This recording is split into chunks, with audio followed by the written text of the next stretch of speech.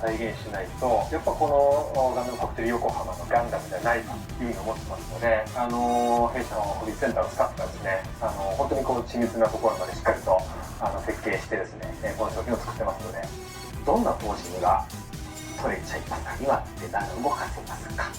基本的に稼働域に関しては通常販売させてしまっているガンプラとほぼ遜色ない感じの稼働をしますので、基本的にはもう腰も全部稼働すると形になっています。あとはですね、今年に入ってもすでに RX78 のタイプって何個か